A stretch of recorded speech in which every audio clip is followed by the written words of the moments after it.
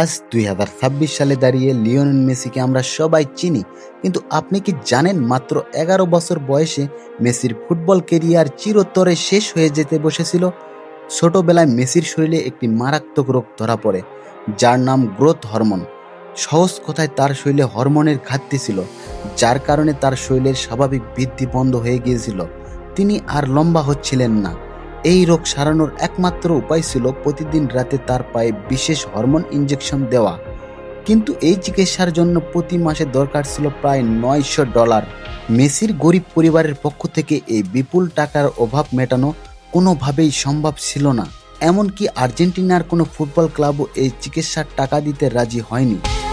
টাকার অভাবে যখন চিকিৎসা বন্ধ হওয়ার মুখে, তখন মেসির ভাগ্য বদলে যায়।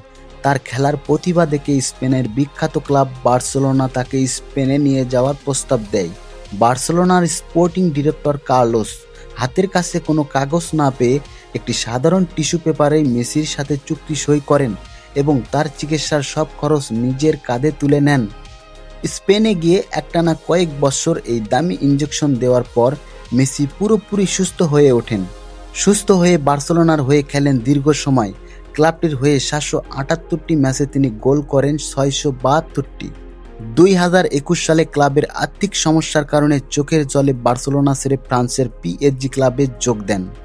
বিশ্বকাপ জয় ২০২১ সালে আর্জেন্টিনার হয়ে কোপা আমেরিকা জেতার পর ২০২২ সালের কাতার বিশ্বকাপে ফ্রান্সকে হারিয়ে মেসি তার জীবনের সবচেয়ে বড় স্বপ্ন বিশ্বকাপ ট্রফি জয় করেন। ২০২৩ সালে ইউরোপের ফুটবল ছেড়ে মেসি আমেরিকার ক্লাব ইন্টার মায়ামিতে যোগ দেন। আজ ২০২৬ সালে দাঁড়িয়ে ৩৯ বছর বয়সেও মেসি ইন্টার মায়ামির হয়ে মাঠ মাতাচ্ছেন। ২০২৪ সালেও তিনি আর্জেন্টিনার হয়ে টানা দ্বিতীয়বার কোপা আমেরিকা জিতেছেন। ছোটবেলার সেই টাকার অভাব আর কঠিন রোগ জয় করে ২০২৬ সাল পর্যন্ত মেসির এই পথ চলা কোটি কোটি মানুষের কাছে এক বড় অনুপ্রেরণা।